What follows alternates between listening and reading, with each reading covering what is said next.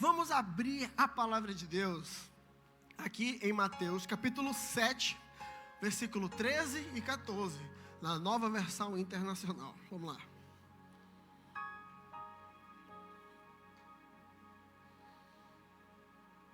Mateus 7, 13 até o 14. 13 antes. 13. Versículo 13. Depois daqui a gente vai ao 14. Aí, olha só. Jesus, falando aqui, ó. Entre pela porta estreita, pois larga é a porta e amplo é o caminho que leva à perdição. E são muitos os que entram por ela. Próximo. Como é estreita a porta e apertado o caminho que leva à vida. São poucos os que a encontram. Você, hoje, está na porta estreita ou está na porta larga? Está na porta estreita? Então, nós vamos manter a nossa posição e continuar passando pela porta estreita até alcançarmos o nosso verdadeiro alvo, que é Jesus Cristo. Amém? Amém, igreja? Então você vai participar comigo aí, em nome de Jesus. Olha só, Jesus está falando aí aos discípulos, né, sobre duas portas, né? Uma porta estreita que leva à vida e vida eterna, e uma porta larga que leva à destruição. E se nós continuarmos aí no decorrer das passagens, vocês vão ver que um dos discípulos que estavam com ele fica ali, ele entra na dúvida, porque Jesus ali está já ministrando e já preparando todo mundo ali, que ele já vai, e aí todo mundo querendo saber de todas as coisas, e ele fica em dúvida, ele fica lá perguntando, mas como é que é, mas qual é a porta, como é que a gente vai fazer, como é que a gente vai saber se é o caminho e tudo mais, né? E esse é o ponto da nossa ministração. Nós vamos identificar o caminho que nós devemos andar, amém? Nós não vamos ficar como esse discípulo que ficou em dúvida na hora de saber qual caminho tomar. Mas olha só, na nossa caminhada, né, de crescimento, de amadurecimento, aí viemos da infância, passamos pela adolescência, hoje somos jovens, amém? Nossa, então somos adolescentes, amém? Somos jovens ou adolescentes? O que a gente é aqui? Fala aí, me ajudem, por favor. Jovens? Então participe comigo, em nome de Jesus, amém? Então, olha só, nessa nossa caminhada, né, que nós amadurecemos, nos tornamos jovens, nós nos deparamos com várias situações da nossa vida que requer uma decisão. Amém? Olha só, para nós chegarmos no nível que nós estamos hoje, muitas decisões foram tomadas na nossa vida. E você vai concordar comigo, olha só. Pense aí você. O que você fez para hoje você estar aqui? No dia de hoje. Existiu algum esforço para estar aqui, certo? Quem vem de ônibus aí, levanta a mão. Então vamos falar aqui para todo mundo ouvir. Galera que veio de ônibus, é esforço vir para a igreja de ônibus? Mas Deus vai fazer você passar para o próximo nível. Sabe por quê? Porque você decidiu vir. Você está entendendo? Agora olha só. Desde o início da nossa caminhada, quem já nasceu crente aqui? Beleza. Agora bem alto. Quem se converteu pelo meio do caminho? Levanta a mão aí. Aí já tem a maioria. Mas até os que nasceram crente, eles estão ali ensinados ali na sua infância, desde recém-nascido. Mas chega uma época da vida, a pastora aí, cadê a pastora aí? Foi embora. Ah, tá ali. Ela nasceu no evangelho, mas só que até ela mesma um dia precisou tomar uma decisão, porque senão ela ia ser só filha de crente. Não é verdade? Então todos nós aqui, nascidos crentes ou não, precisamos tomar algumas decisões para nós chegarmos aonde nós estamos. Precisamos aceitar a Jesus. Precisamos se deixar conhecer a Deus. Precisamos passar pelo encontro com Deus. Quem ainda não passou pelo encontro com Deus? Já vai ter encontro, então se inscreve. Então foram decisões que foram sendo tomadas, e cada decisão que nós tomamos, nós nos tornamos aptos a passar para a próxima fase. E é igual videogame mesmo, cada fase vai se tornando mais difícil. Você pode imaginar aí, quando a galera que já trabalha e está na faculdade, eles olham para os meninos ali, só estudante, ficam lá batendo o pé, que não sei o que, eu estou estudando, que não sei o que, não sei o que. A pessoa que já passou dessa fase, né, ela olha e fala assim, não sabe nem o que está falando, menino desse, cara. Quero ver trabalhar, acordar às 5 da manhã, 4 da manhã às vezes, pegar o ônibus, ir para o trabalho, às vezes até no distrito, pegar a rota e ir lá para o distrito, aí de lá já pegar outra rota para ficar na porta da faculdade, depois chegar em casa às vezes 11 horas, meia-noite, para estar 4 horas da manhã de novo em pé. E o cara que só vai para a aula, que acorda quase 7 da manhã, emburrado, o cara olha e fala assim, nossa, isso daí não sabe nem o que fala. Deixa tu chegar na minha fase para te ver. E é assim. Cada fase, cada decisão que nós tomamos, para nos tornar mais maduros, para nos aproximar de Deus, requer um esforço. Agora me responde uma coisa aqui. É fácil? É fácil ser santo? É fácil ser crente no mundo que nós temos aí fora? Quem está na universidade aí? É fácil ser crente na universidade? Se duvidar, tem matéria para desconstruir Deus, e você é forçado a falar que Deus não existe para poder ser aprovado, igual no filme lá, que Deus não está morto, né? E é assim, requer um esforço, mas só que é uma decisão. Pare agora e pensem aí. Vocês vão até concordar comigo. Pensem agora nas pessoas que começaram a caminhar conosco e desistiram no meio do caminho. Você que está me ouvindo agora, conhece alguém assim? Que decidiu errado. Conhece? Mas você decidiu certo. Você está aqui. Pode estar até no processo para manter a santidade. Está no processo para chegar no próximo nível. Mas você está conseguindo. E tem muitas pessoas que foram ficando pelo caminho e tudo mais. Não é fácil. Decidir não é fácil. Há coisas boas e coisas ruins. Não é fácil decidir. E por isso, muitas das vezes nós nos vemos perdidos.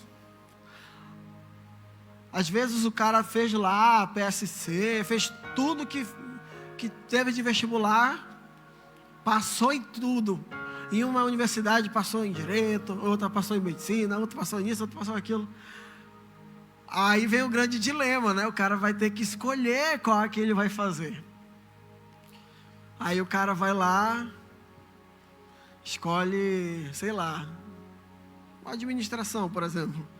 Aí faz um período e depois, não era para mim, era para ter escolhido medicina. Já pensou? São decisões que nós precisamos ter, que nós precisamos nos organizar, nós precisamos estar com a mente sadia para tomarmos as decisões certas. Amém? Olha só. É importante nós salientarmos aqui que cada caminho que nós percorremos, nós vamos encontrar algumas pedras. Amém? E a nossa forma de lidar com elas é o que vai determinar o que vai acontecer durante o nosso percurso. Eu vou passar um vídeo bem rapidinho, sobre a pedra. Prepara aí, galera. Você vai assistir esse vídeo e você vai ver. Você vai entender melhor o que nós estamos dizendo aqui. Assiste esse vídeo.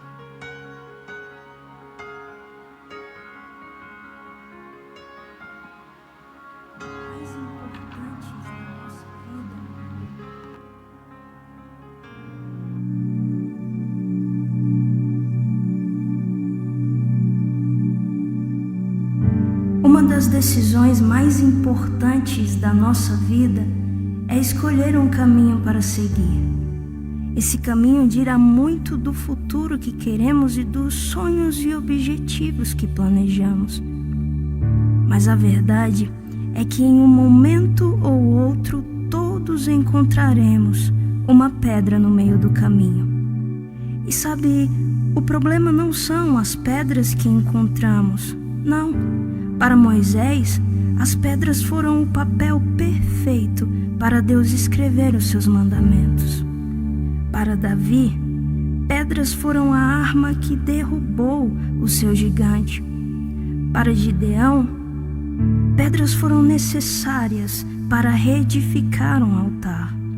Para Jacó, uma pedra se tornou o travesseiro para o seu descanso. Para a mulher adúltera, as pedras no chão foram o maior livramento recebido em sua vida.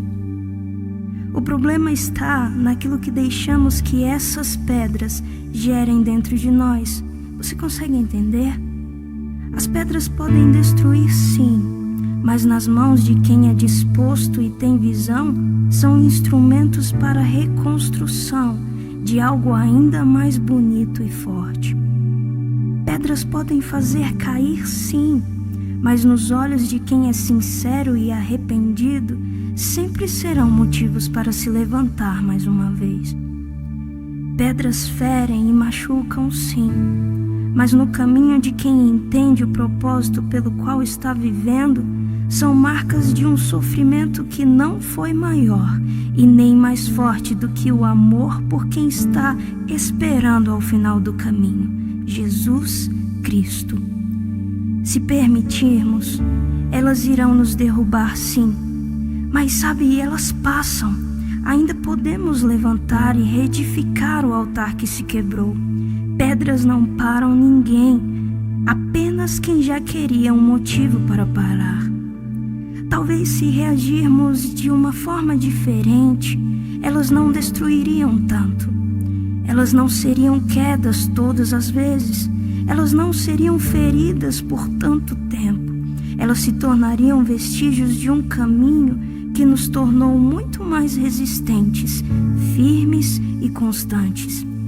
Jesus nos ensina que a casa que está edificada sobre a rocha não será abalada. Ou seja, não é sobre derrubar ou construir a casa. Não. A rocha está lá para que a casa seja levantada e construída sobre ela. O nosso erro está em usar como desculpa para permanecer no chão aquilo que Deus permite no meio do caminho para nos ensinar como caminhar. E a verdade é essa: cada pedra no meio do caminho nos ensina a caminhar melhor. Sabe, a pedra que tapou o sepulcro para muitos significou o fim, mas para Cristo e para aqueles que creem nele, foi a porta que se abriu para a reconciliação entre o nosso Deus e quem nós somos. Lapide suas pedras, pode existir um tesouro escondido em cada uma delas. Gostaram?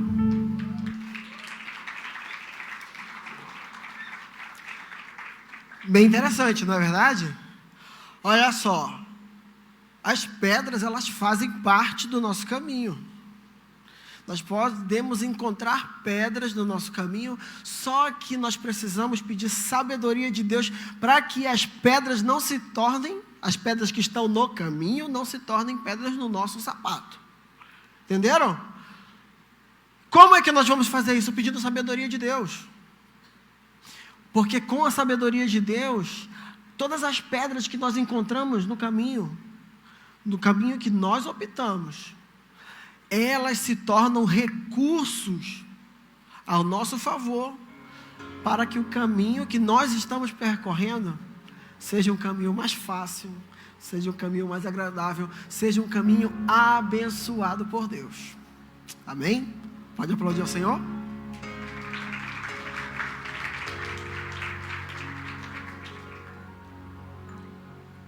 Hoje eu estou mais melancólico, então me ajudem aí.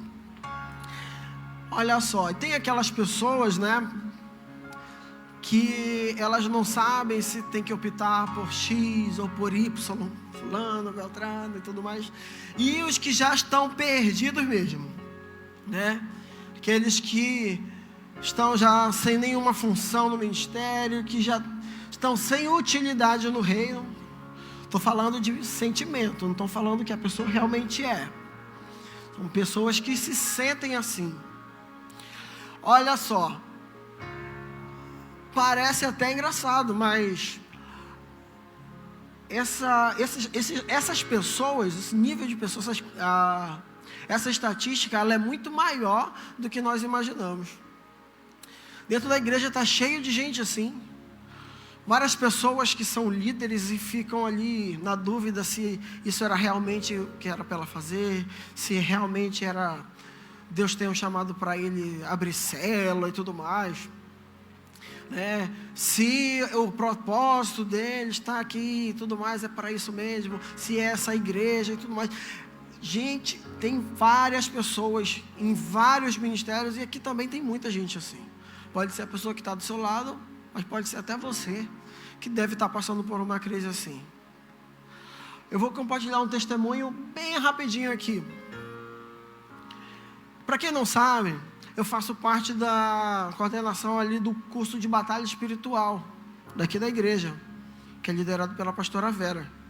Alguém conhece esse curso que está tendo lá embaixo todos os sábados? Quando eu fui convidado, olha só que honra, fui convidado a fazer parte. Eu estava assim, eu não digo nenhuma crise, mas eu estava numa situação assim de fazendo onde Deus me colocava, eu ia. Precisava abrir o culto, chegava aqui, abria, tentava fazer o meu melhor. Tinha que ministrar a oferta, chegava aqui, fazia o meu melhor. Tinha que ministrar a palavra, tinha que fazer, o acampamento e tudo mais. A gente se esforçava.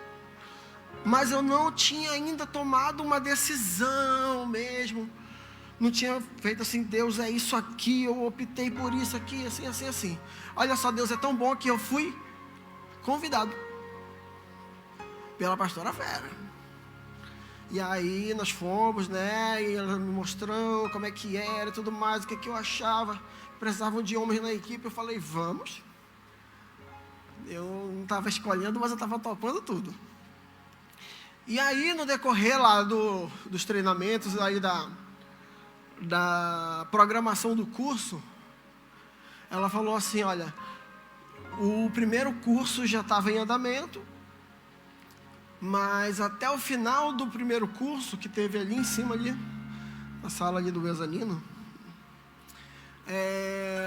ela falou assim, todos nós precisamos fazer um mapeamento espiritual de todos nós aqui. Porque senão a gente não tem condições de ficar trabalhando com o reino do Espírito, assim, com batalha espiritual, mexendo com demônios, se a gente ainda tem algumas situações para resolver. Aí todo mundo, beleza, todo mundo foi fazendo e tudo mais. E quando chegou no meu dia, eu fui assim, preparado para ficar endemoniado já, porque eu sabia da minha história, né? E a gente fez ali no conforto pastoral ali, quem já foi lá sabe que tem aquela espada lá do apóstolo. Eu falei assim, esconde essa espada aqui, porque eu sei que é um formulário, a gente vai preenchendo, né, dessas coisas que a gente já fez. E aí eu fui preparado de verdade. Eu falei assim, hoje, eu nunca peguei um demônio, hoje eu vou pegar. Eu fui assim, preparado. E lá, aí quando começou, nossa, Deus começou a revelar várias situações da minha vida que eu nem tinha marcado. E foi assim uma libertação sobrenatural ali naquele dia. Eu chorei do início ao fim do meu mapeamento lá. A gente começou 2h e terminamos quase 6 horas. E foi uma bênção. Gente, quando eu saí dali, eu saí outra pessoa, sabe? Cara, foi assim, foi uma limpeza espiritual mesmo. Saí daquele lugar ali, querendo fazer acontecer, e assim. E aí nós começamos a programar o curso, e depois, agora nesse segundo curso, já vou ministrar também lá embaixo. E várias coisas foram acontecendo, e Deus começando a me dar sonhos, e Deus começando a me dar dons, e Deus me incomodando em outras coisas. Eu falei, Deus, eu quero fazer isso, eu quero fazer aquilo, o que eu preciso fazer? Me dá a direção, e eu comecei a decidir. Quando eu me vi desse jeito, eu falei assim, nossa, antes do meu mapeamento espiritual, eu estava perdido. Eu não sabia nem para onde ir. Eu era crente, andava em santidade, fazia as coisas tudo direitinho, mas eu não tinha o foco do jeito que é para ser. A partir desse momento, Deus foi reformulando, foi mudando. Hoje eu estou completamente diferente, e eu entendi que nós precisamos tomar algumas decisões para o nosso crescimento. Amém? E você vai ter que tomar essas decisões também. Sabe por quê? Olha só. Para os crentes de 3 anos da igreja, que já são na igreja, nem precisa levantar a mão.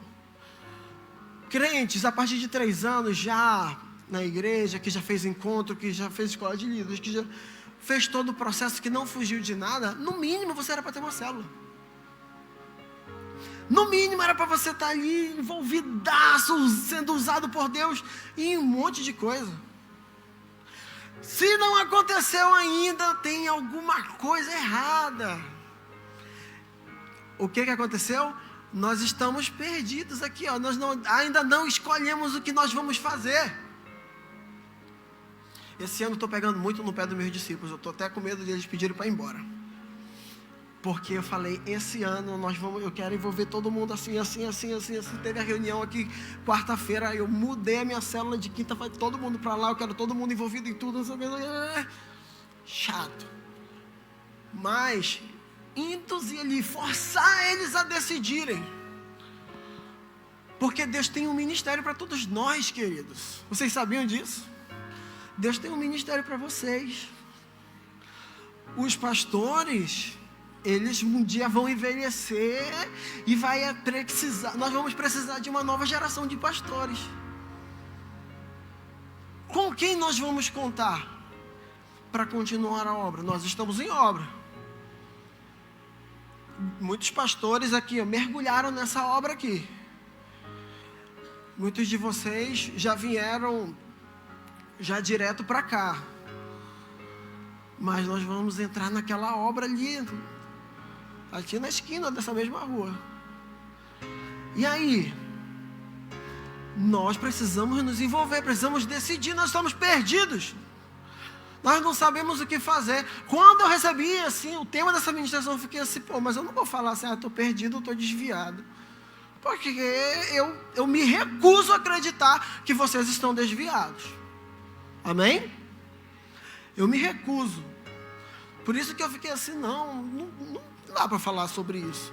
Deus me diz o que é que acontece, o que é para falar. E aí Deus foi me revelando.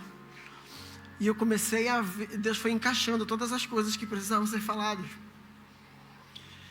E eu ali, conversando com Deus e tudo mais, chegando a uma conclusão sobre o que está acontecendo com a juventude, não só a juventude, mas as pessoas em si. Por que é que elas estão se perdendo? Por que elas estão perdidas? 2 coisas. Vamos acompanhar aqui na Bíblia. Olha só. A primeira coisa está lá em Salmos 111, versículo 10. Coloca aí. E vocês vão ler aí para mim, em nome de Jesus. Amém? Amém? Salmo 111, 10. Vamos lá, todo mundo.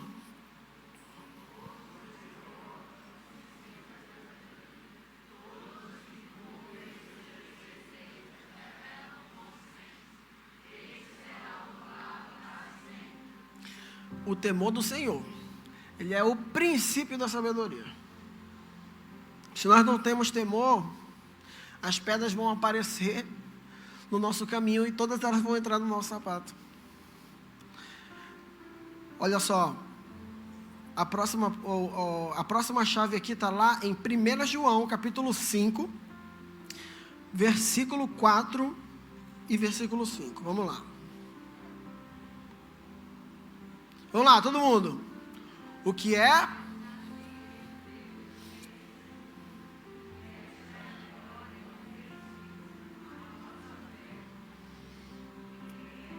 Quem vence o mundo, somente aquele. Olha só. Temor e fé. São duas coisas que estão em ausência no meio do povo de Deus. Muitos de nós não tememos a Deus mais, você sabia disso?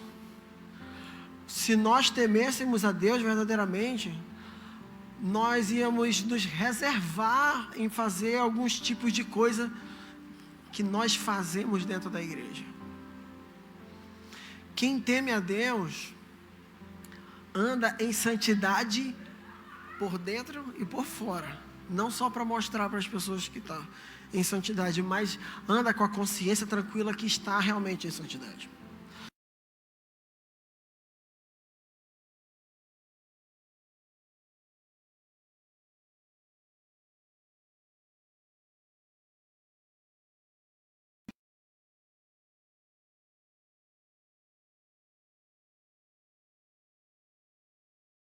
Uma pessoa que não tem temor e uma pessoa que não tem fé, ela vive perdida, ela está aonde o vento levar.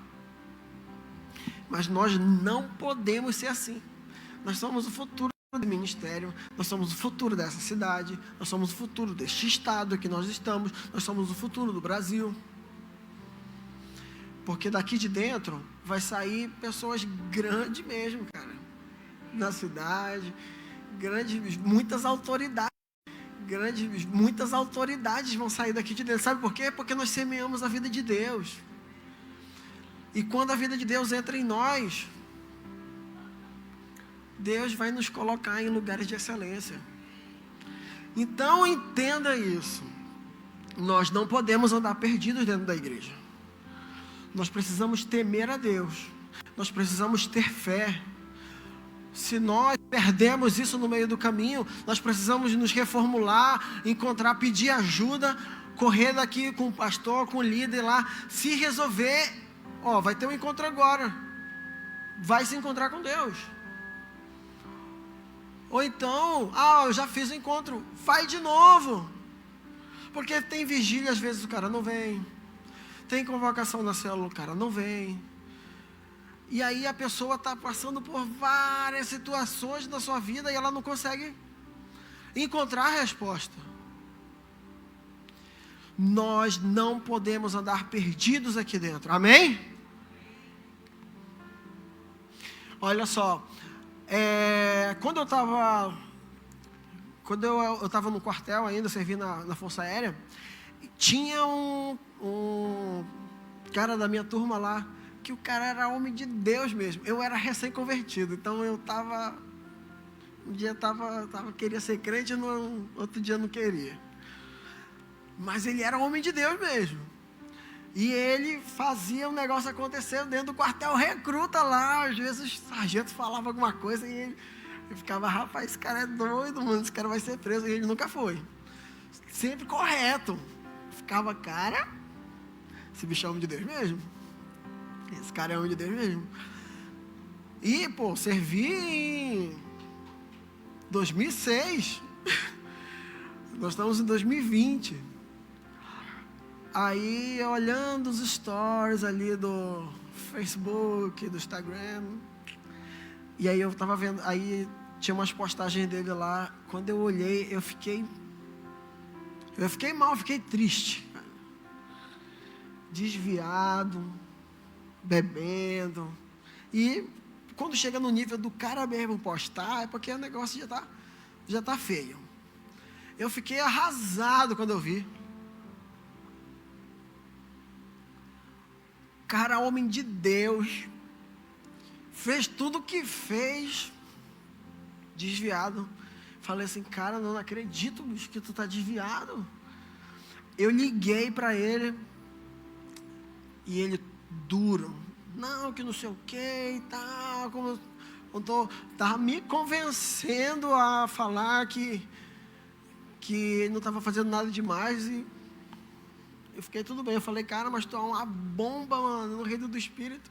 O que foi que aconteceu contigo? Não, mas tem muitas coisas erradas na igreja e tudo mais. Ali, ó, perdeu a fé. Pessoas dentro da igreja que fizeram alguma coisa. Por isso que a gente não pode ficar olhando para as pessoas. Você quer ser um homem de Deus, quer ser uma mulher de Deus, quer crescer, quer viver os propósitos de Deus, para de olhar para as pessoas. Porque as pessoas vão errar, as pessoas vão te tratar mal, entendeu? As pessoas vão faltar com você, só que Deus não falta. Nós precisamos tirar os olhos das pessoas e olhar para Deus. Quando ele perdeu a fé, aí o negócio desandou. Para perder o temor, rapidinho. E ele realmente está afastado, tentei falar, e ele fechado assim, não deixava eu falar nada. Porque uma das coisas que é difícil de trazer para a igreja é o crente que se desviou, porque ele conhece a Bíblia mais do que todo mundo e tal.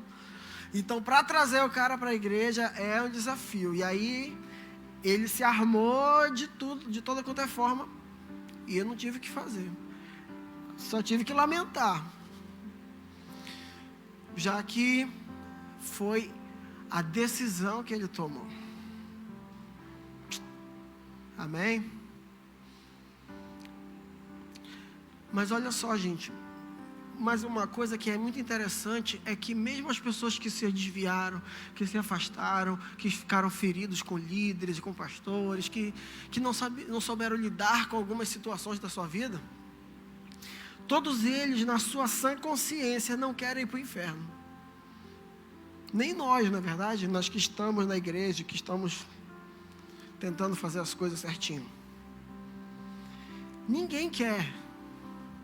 Mas quando nós perdemos o temor, e nós perdemos a fé, nós ficamos perdidos. Até que Deus nos encontre, nós precisamos aqui, ó. O Adriel estava cantando aqui, o carpinteiro. Ele vai bater a porta até você ouvir que o carpinteiro está batendo a porta. Pode ser tarde demais. Se nós temos dificuldade de se manter firme no propósito, só tem um exemplo para nós seguirmos: Jesus Cristo. Ele é o único exemplo que nós podemos seguir, porque os homens vão falhar. Entenda isso. Os homens vão falhar. Por isso que nós precisamos perdoar. Às vezes, até o nosso discipulador pode falar alguma coisa ou interpretar a gente errado. Nós precisamos nos manter firmes. A decisão de servir a Deus foi nossa. Nós não podemos deixar nenhuma circunstância, nenhuma seta do inimigo nos tirar do foco. Vocês estão entendendo isso? Nós estamos vivendo nos últimos dias. Acredite se quiser. Não sei mais o que falta para acontecer para Jesus voltar. De verdade. Já li o livro de Apocalipse todo. Já meditei nele devagarzinho mesmo para tentar encontrar alguma coisa ali que realmente ainda não aconteceu. Tudo já aconteceu. Jesus está voltando. E se a gente não se decidir para onde nós vamos, não vamos para o purgatório, não. Nós vamos ficar. A igreja de Cristo será arrebatada. E as pessoas que estão perdidas, elas vão ficar. E se elas não se converterem mesmo assim, elas vão para o inferno. E esse não é o nosso foco. Todo ser humano normal que vem para uma igreja, ele vem para sentir paz. Ele vem para buscar a Deus porque ele quer ser salvo. Não é verdade? Todo ser humano. E nós não podemos deixar a salvação escorrer pelos nossos dedos. Nós vamos correr para o final. E eu vou passar mais um vídeo para você. quando esse vídeo terminar, você só pode se colocar de pé, depois que o vídeo terminar. Coloca o próximo vídeo aí pra gente, por favor.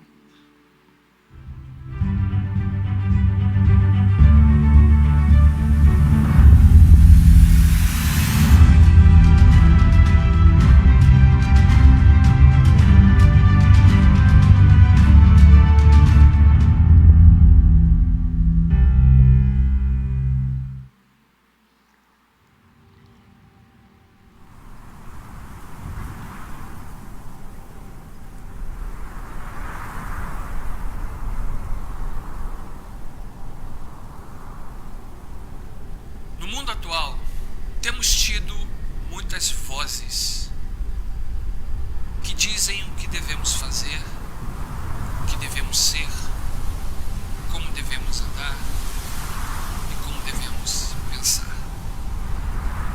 Os tais têm suas mentes cauterizadas e de todas as formas buscam doutrinar toda uma sociedade com seus ideais distorcidos e suas imoralidades.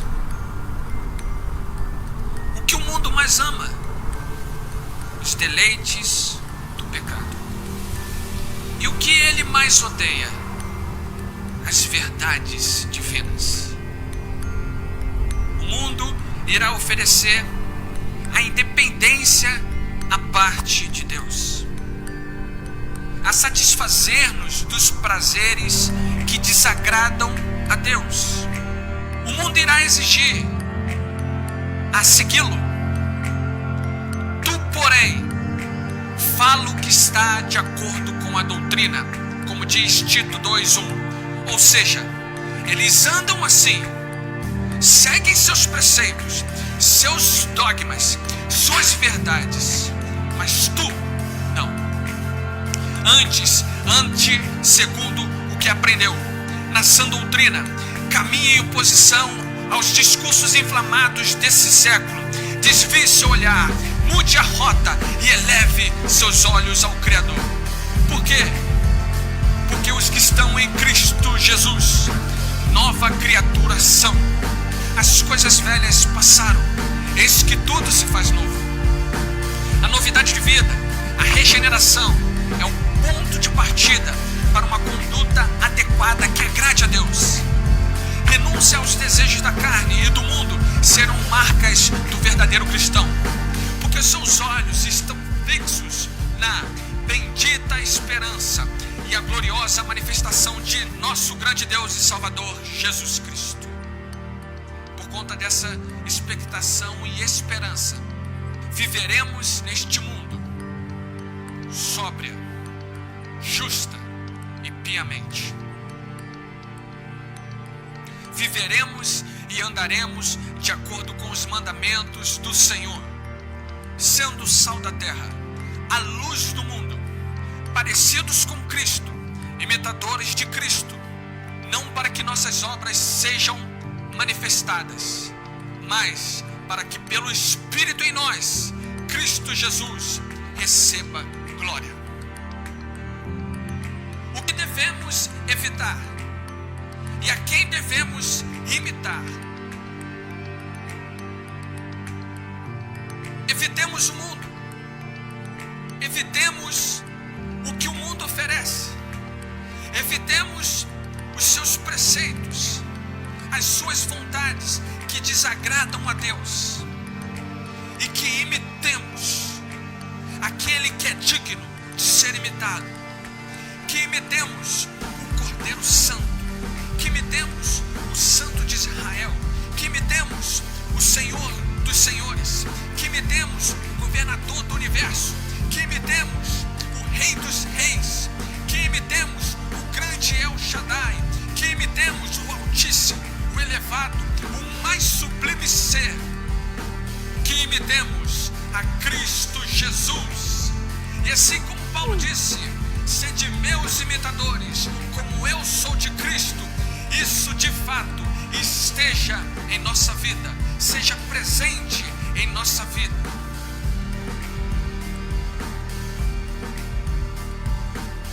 Imite a Cristo, imite ao seu Redentor, seja parecido com aquele que vive para todo sempre. Porque tudo é dele, por ele e para ele. Glória, pois, a ele eternamente. Amém. Aleluia. Lá em João 14:6 diz o seguinte: e Jesus respondeu aqui, ó: eu sou o caminho, a verdade e a vida. Ninguém vem ao Pai a não ser por mim. Você pode se colocar de pé. Quem imita Jesus não anda perdido. Quem imita Jesus sabe o caminho que deve trilhar. E quanto mais cedo você entender isso, quanto mais cedo você aprender a identificar e mais abençoado você vai ser. Você tem sonhos. Por que os seus sonhos ainda não foram concretizados? Eu faço uma aposta com você. Se você for imitador de Cristo, os seus sonhos vão ser os mesmos que os de Deus. E o Senhor vai começar a cumprir sonho após sonho, propósito após propósito, milagre após milagre. A salvação da tua casa vai vir. Aquilo que você tem pedido a Deus assim de mais oculto, aquilo vai se concretizar quando você começar a imitar a Jesus. Quando você deixar de ficar aí sem saber o lugar que você precisa ir, sem tomar as decisões corretas. Hoje nós vamos orar e eu quero que você ore. Mesmo que você fale, eu já estou decidido, eu quero servir Jesus. Eu quero que você ore e peça para Deus, para que Deus lhe guie, indique o caminho que você tem que trilhar. Porque as coisas vão começar a acontecer quando você estiver maduro e pronto para que elas aconteçam. Então eu quero que você ore agora. E você entre no reino do Espírito e fale: meu Deus, o que é que eu preciso mudar? O que é que eu preciso fazer? Me mostra o que eu vou fazer para conquistar o teu coração, para fazer a tua vontade, para aquilo que é sempre pregado sobre a minha vida verdadeiramente aconteça. As pessoas pregam e as pessoas falam várias vezes a mesma coisa sobre mim, mas eu ainda não vi acontecer. Eu quero que você ore. Quero que você ore por isso.